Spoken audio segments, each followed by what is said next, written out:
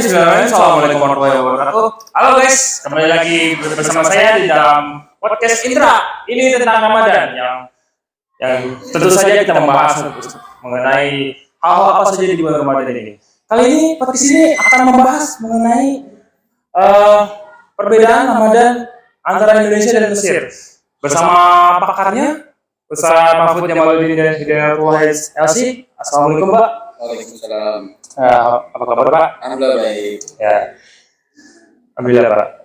Sebelum kita bincang jauh-jauh nih Pak mengenai Indonesia dan Mesir, sebetulnya kita kenal dulu sama Mesirnya nih Pak. Nah, kehidupan di Mesir itu kita gimana sih Pak? Kehidupan di Mesir ya. Kita pertama sebelum kita masuk ya kita kenal Mesirnya. Iya.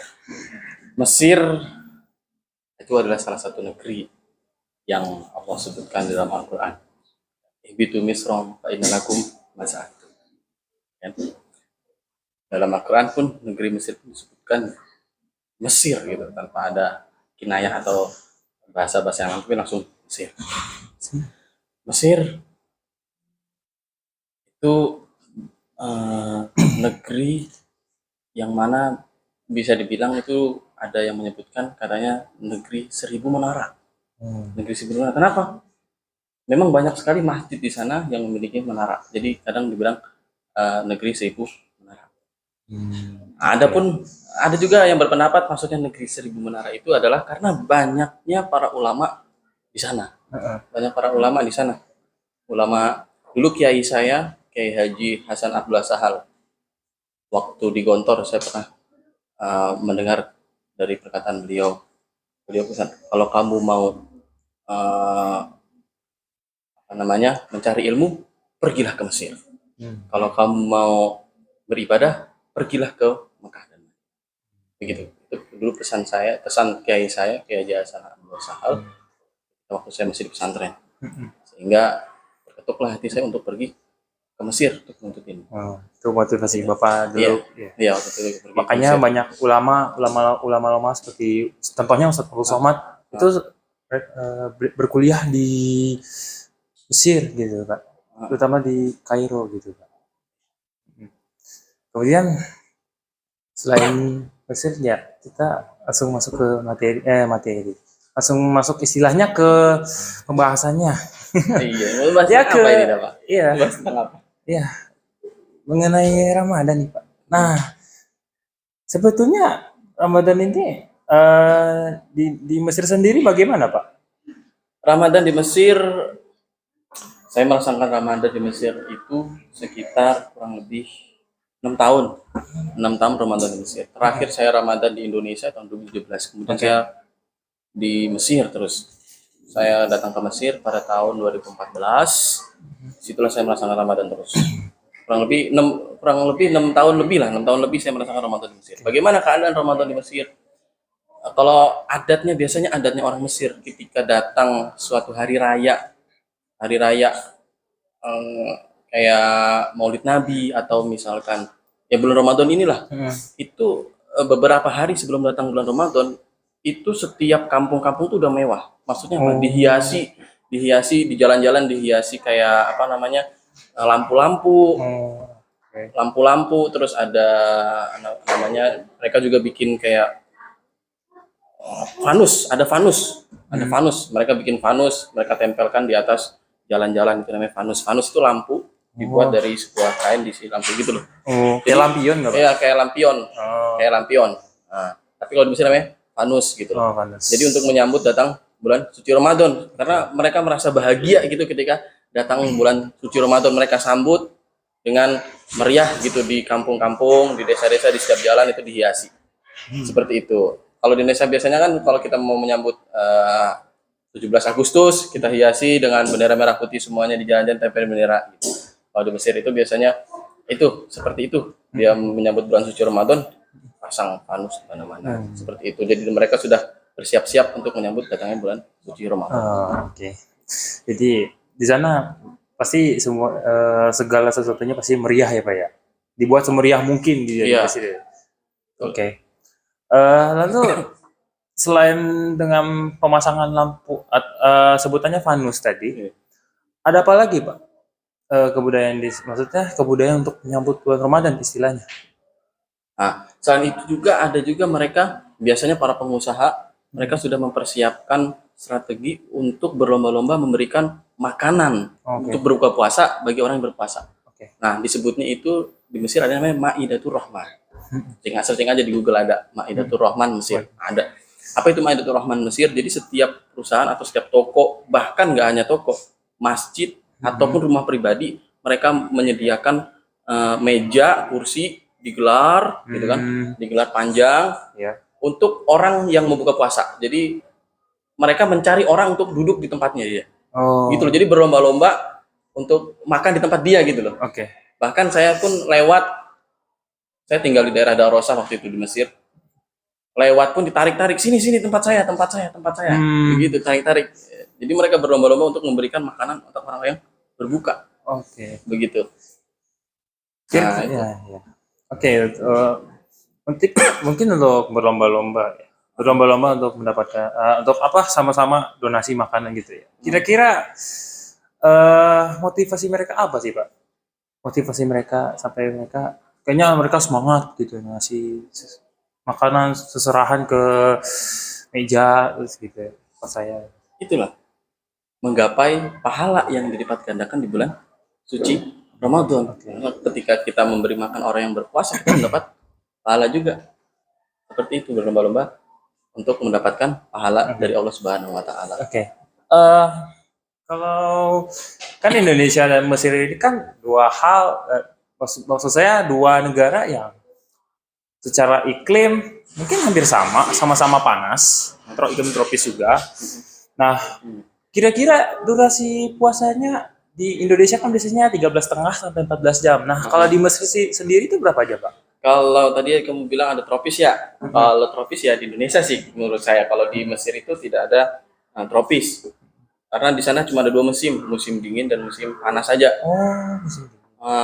Yang saya rasakan Ramadan di Mesir itu ketika musim panas saja. Kalau musim dingin saya belum pernah. Musim panas saja.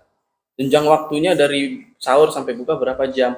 Sahur itu jam 2:30, karena subuh itu jam 3:15. Oke, 3:15. Ya, 3:15 itu udah subuh. Oke. Buka puasa kalau di musim panas nih, jam 6:30. Oh. Kira-kira berapa jam tuh? Kadang juga pernah jam 7, 6:30. Oke. Musim karena kita bolehkan saja misalnya 16 jam, Pak, kurang lebih. Kurang lebih segitu. Dan itu di musim panas. Kalau ya berarti musim dingin belum pernah merasakan. Kalau musim dingin saya belum pernah merasakan. Karena kalau musim dingin di sana mungkin subuh bisa dibilang jam 5:30 itu baru subuh. Kira-kira mereka ada semacam kendala nggak, Pak? Bapak sendiri pernah ada kendala nggak selama di Mesir ketika Bapak berpuasa di Mesir? Ada kendala apa gitu, Pak? Kendala. Alhamdulillah selama saya berpuasa di Mesir, mungkin karena kita kan orang Indonesia, ya kan, dan tubuh kita, hawa kita itu terbiasa dengan yang tropis gitu, tidak suhu dan tidak terlalu panas gitu. Ketika datang di Mesir pertama kali nih saya datang ke Mesir dan mencoba puasa di sana, dan baru pertama kali puasa di sana, memang agak mungkin ketika puasa di musim panas itu sesuatu yang wah banget, karena sebelumnya kan kita di Indonesia tidak merasakan puasa di musim yang panas gitu. Dan itu waktunya lama, itu mungkin di tahun pertama saja mungkin ada kendala, mungkin ya agak lemas, agak gimana gitu kan, tapi semua insya Allah alhamdulillah semuanya kita bisa menyelesaikan semua puasa dengan sempurna ya, walaupun dalam terik matahari yang sangat panas ketika itu, karena tidak terasa kita puasa gitu kan. Walaupun suhu bisa dibilang sampai 38 derajat pernah di bulan puasa. Gitu. Kalau misalnya ini terkenal Mesir sangat lama ya puasanya, lebih lama tentunya daripada Indonesia gitu ya. Bagaimana orang-orang di sana tuh menyiasatinya gitu menghadapi musim panas ini gitu loh, agar puasa mereka tetap terjaga dengan baik gitu, Pak? Bagaimana menyiasatinya? Bukan menyiasat sih menurut saya, tapi strategi dalam berpuasa di musim panas ini. Yang mereka lakukan itu kan karena malamnya kan lebih sedikit ya, otomatis ya, daripada siangnya kan. Nah, ketika malam hari itu kan buka puasa 6:30, bahkan tarawih pun dimulai jam 8, selesai tarawih itu jam 9 atau jam 10. Itu kalau tarawih yang pakai sholat pendek. Tapi kalau kita tarawih di Masjid Al Azhar sendiri ya, Masjid Al Azhar itu satu juz satu hari, Oke. atau di Masjid Zainul Husain atau di Oke. Masjid Amr bin As Oke. itu satu juz selesai kita jam 12 atau jam 1 malam, jam 12 lah, Oke. paling jam 12 malam itu selesai tarawih. Setelah itu tidak tidur, kita gunakan waktu malamnya itu untuk beribadah, iktikaf. Nah, kemudian nanti jam 2 di Masjid Al Azhar pun itu ada namanya tahajud bersama di situ. Sampai jam 2 sampai jam 3 baru kita sahur.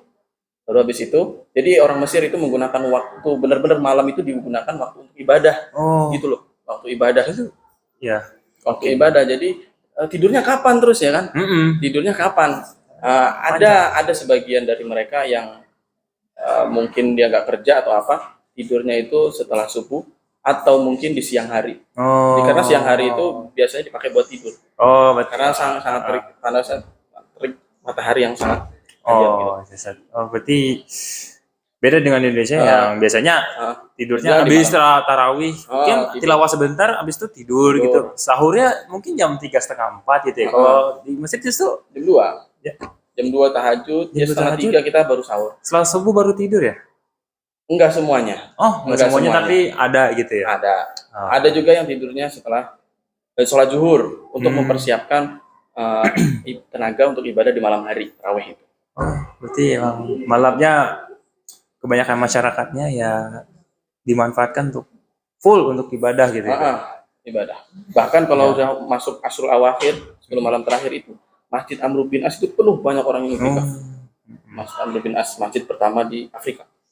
Itu yang masjidnya, ngomong-ngomong tuh masjidnya emang langganan untuk iktikaf atau bagaimana? Setiap tahunnya atau gimana, Pak? Iya, setiap tahunnya emang selalu dipakai untuk iktikaf.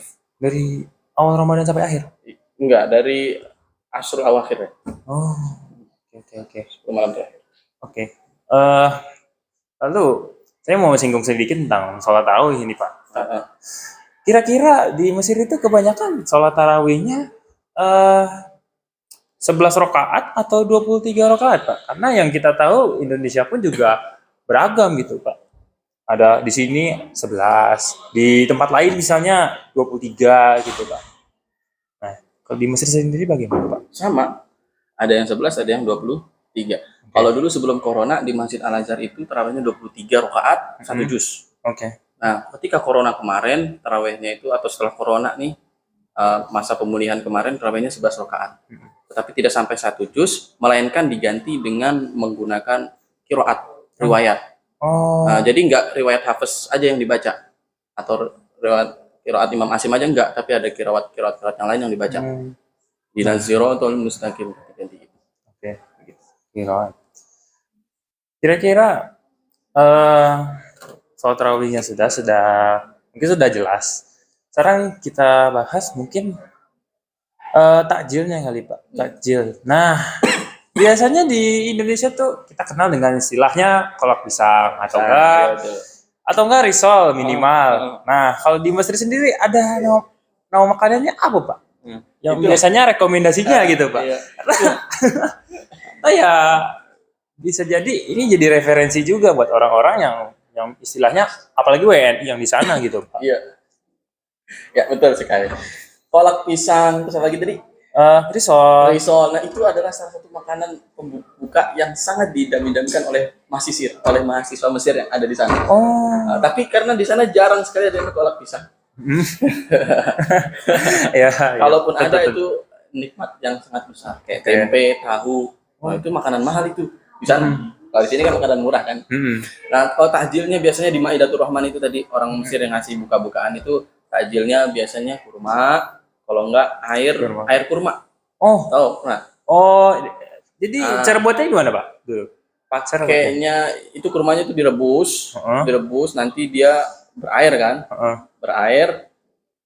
Bukan kurma basah, kurma kering. Apa namanya? Rutop apa lupa saya.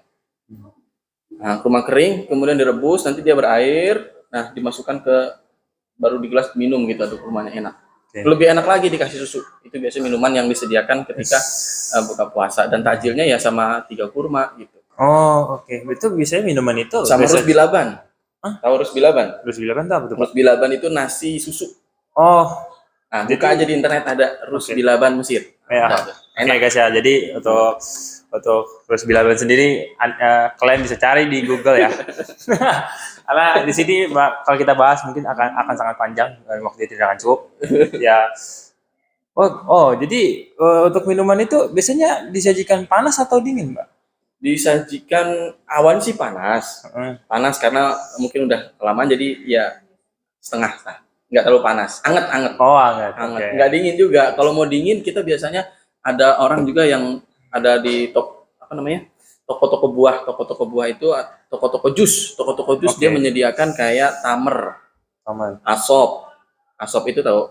Asop itu apa, Mbak? Asop itu es tebu. Oh, es tebu. Terus ada juga yang putih-putih itu apa namanya, dari kelapa campur susu. Lupa saya namanya. Oh iya.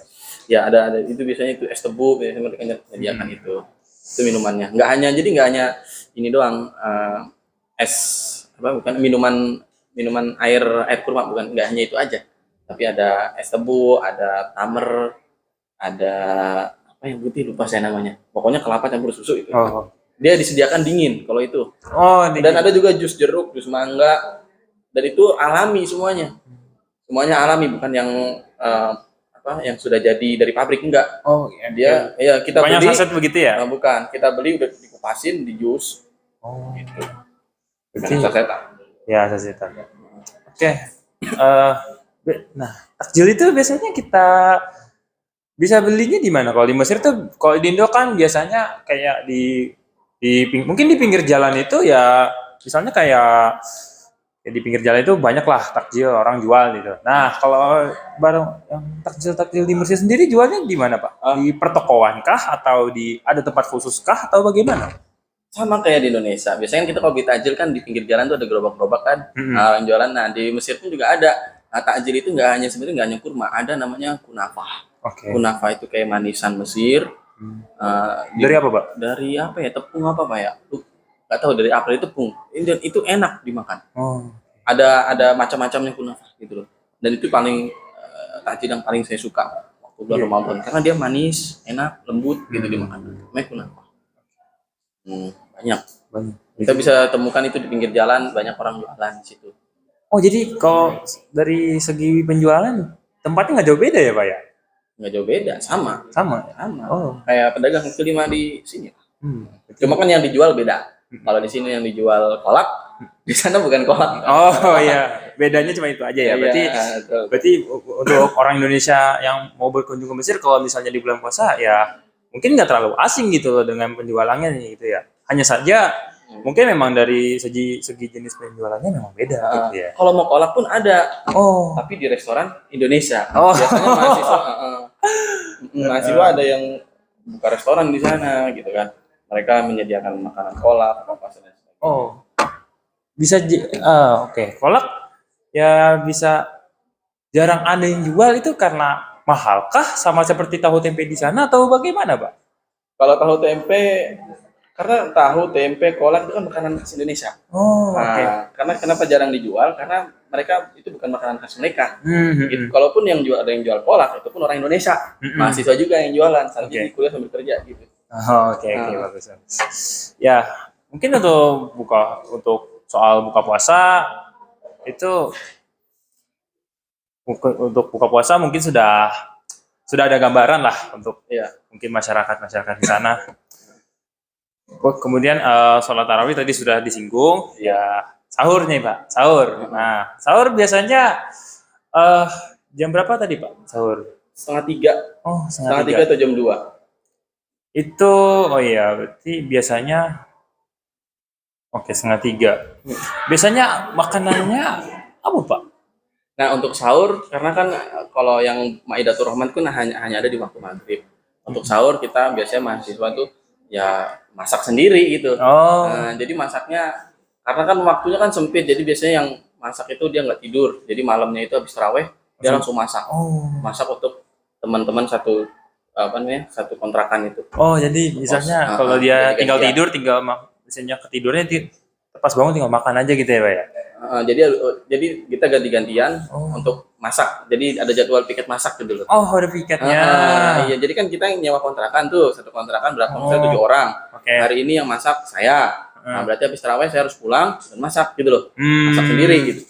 Nah, besok teman saya gitu, jadi ganti-gantian. Ya. Nah, Jadi nggak mungkin dalam sahur itu pas masaknya tuh nggak semuanya sendiri satu hari full 30 hari full gitu ya, ada bergantian tersendirinya gitu iya, ya. bergantian. Oke. Yang kira-kira azannya subuh itu biasanya jam berapa? Jam 3.15. 3.15. Iya, kadang jam 3, kadang jam 3.15 atau ya jam 3.15 lah bisa. Iya. Itu di bulan Ramadan. Oke, di bulan Ramadan. Ya. Atau jam 3:30. Nah, oke, mungkin sekitar sahur kita sudah bahas ya. Kemudian nih untuk biasanya kalau Ramadan udah akan berakhir nih, kita biasanya nyebut Idul Fitri. Mungkin kalau di Indonesia misalnya takbiran dengan keliling dengan apa misalnya dengan beduk misalnya, menggunakan truk dan lain sebagainya. Nah, di Mesir itu kita gimana, Pak? Nah, inilah yang saya pandang ketika di Mesir itu ada perbedaan yang sangat kayaknya berbeda kan juga sama Indonesia. Oke. Kalau di Mesir itu yang meriah itu di Idul Adha malah. Oh. Di Idul Fitri itu biasa-biasa aja sebenarnya. Oh. Biasa-biasa aja. Ya takbiran juga ada, tapi nggak keliling. Oh. Nggak keliling. Paling cuma di masjid. Gitu. Ada yang keliling bangunin sahur beberapa aja gitulah. Gitu. Tapi lebih meriah itu di Idul Adha. Di Idul Adha itu meriah sekali. Kalau orang Mesir menyambut Idul Adha dibandingkan Idul Fitri. Gitu. Dan Idul Fitri, pokoknya hari raya itu semua warung tutup 3 hari. Oh, 3. Jadi sama-sama. pokoknya wah besok Idul Fitri nih, kita harus menyediakan bahan-bahan yang mau dimasak atau yang mau buat makan 3 hari ke depan karena udah pasti warung tuh tutup semua. Oke. Ada yang pulang kampung, ada juga yang merayakan Idul Fitri gitu. Jadi warung tuh tutup semua gitu. Oh, oke. Jadi pulang kampung. Berarti pulang kampung pun di Mesir ada ya? Ada. Oh. Ada.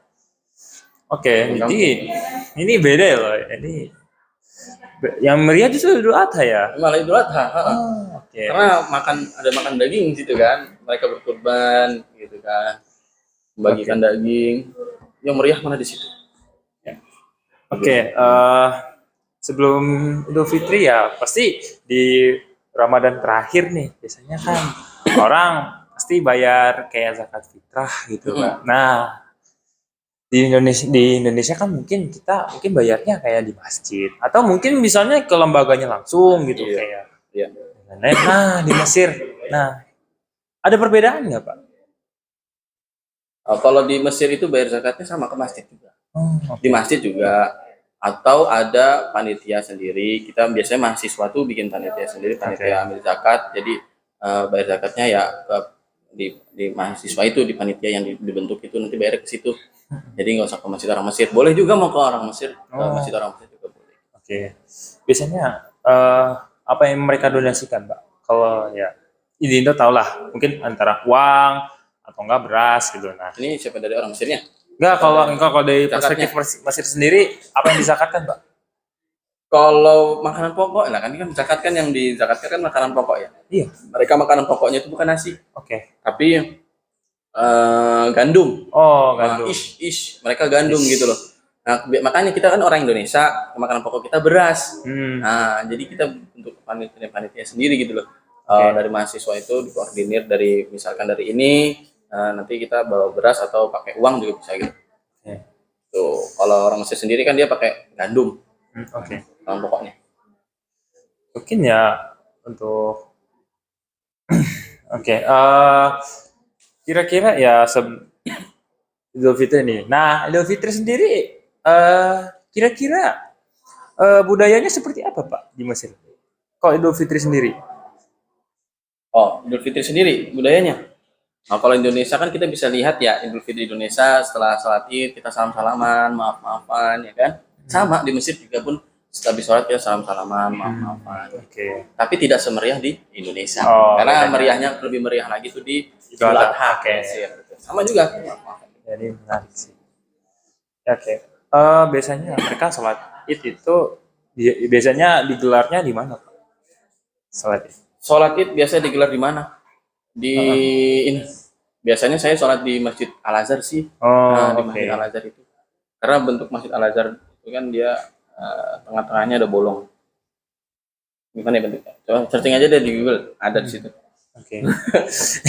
Ya. Jadi bentuk kayak masjid masjid emang masjid zaman dulu, bentuknya masjid zaman dulu, bukan masjid kayak di Indonesia gini. Oh, oke oke. Jadi masjidnya emang udah lama gitu ya, udah. Di tengah-tengahnya itu ada bolongan di sholatnya. Oh, oke oke oke. Di Masjid Al Azhar. Nah. Kalau nggak di Masjid Said Hussein. Kalau Masjid Said Hussein kita di dalam masjid kita sholat. Oke oke. Nah, kira-kira dalam sholat Idul Fitri sendiri ada perbedaan dari segi apa? Segi ritual ya, misalnya kalau kita kan biasanya mungkin nunggu sambil baca apa gitu, baca takbir. Habis itu kita sholat Id 2 rakaat ya. Habis itu khotib menyampaikan khutbah, habis itu selesai. Nah, di masjid itu ada perbedaankah atau sama? Nah, Oh, sama. sama kita takbiran dulu, biasanya kan nunggu jamaah datang, itu baru sholat 2 rakaat, sholat Id, habis itu baru khutbah. Sama. Oke. Jadi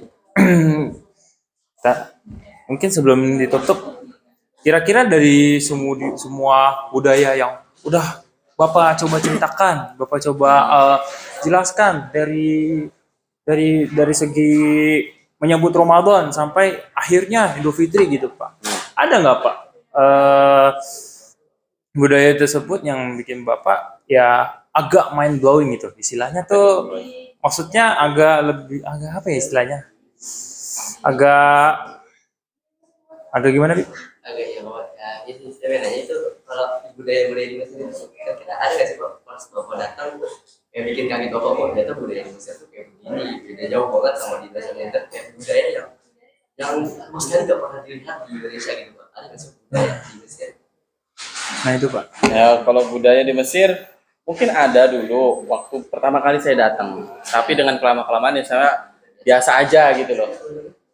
Biasa aja gitu. Kalau ibadah yang sangat berbeda sekali ya di Mesir itu yaitu sholat tarawehnya, Oke. pakai kiroat, sujud gitu. Kiroat, oke.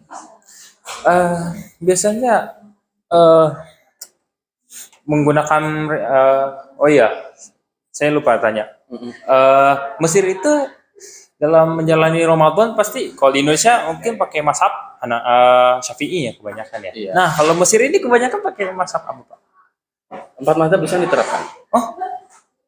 Oke, Iya, ada ulama yang mazhab Syafi'i, ada ulama mazhab Hanafi, mazhab Hambali, mazhab Maliki. Oh, oke. Tapi kalau saya lihat sih waktu sholatnya dipakai dengan mazhab Hanafi kalau nggak salah. Oh, iya. Kalau nggak salah saya nanti bisa di cross check lagi, lupa saya. Oke. Semuanya dipraktekkan. Kalau di masjid itu imamnya Syafi'i, ya udah berarti jamaah ikut Syafi'i. Oke. Semuanya di masjid itu mazhabnya Maliki ya Maliki semua gitu. Gitu. Saya pun belajar fikih Syafi'i pun sama syekh yang bermadzhab Syafi'i. Jadi di Masjid Al Azhar tuh ada pengajian. Di sini mazhab Syafi'i, mazhab Hanafi, mazhab Maliki, mazhab Hambali gitu kan. Tinggal kita milih, kita mazhabnya apa Syafi'i. Belajar sama syekh yang mazhab Syafi'i. Oh. Ya. Kalau misalnya warganya. Jadi tidak ada berbenturan. Warga pun paham gitu loh. Jadi tidak ada berbenturan. Oh ini disalahin. Ini pakai kunut nih. Wah ada pakai kunut. Neraka jahanam bidang. Nggak ada. Mereka tahu gitu loh. Oke. Paham ya? Kalau yang pakai kunut itu madhab Syafi'i sama Maliki, yang nggak pakai kunut subuh nih. Ya, madhab Hanafi sama Hambali. Karena menurut mereka kunut itu hanya ada di madhab ini, ada di witir. Kalau Syafi'i sama Maliki bisa subuh. Gitu. Jadi nggak ada yang menentang pagi sampai mengkafirkan naudzubillah tadi. Berarti ya warga Mesir di sana kalau misalnya mereka ke suatu tempat, mereka melaksanakan ibadah ya mungkin mazhabnya beda dengan apa yang dia anut gitu. Mereka istilahnya nggak jet lag gitu Pak, nggak kayak nggak heran gitu, nggak ada suatu masalah berarti gitu Pak. Nggak ada. Mereka semua paham. Nggak mau, emang nggak semuanya sih, cuma mayoritas mereka paham. Oke. Paham ya. Mayoritas mereka tentang hal tersebut. Oke. Jadi tidak terjadi pertentangan antar masyarakat. Oke. Oke.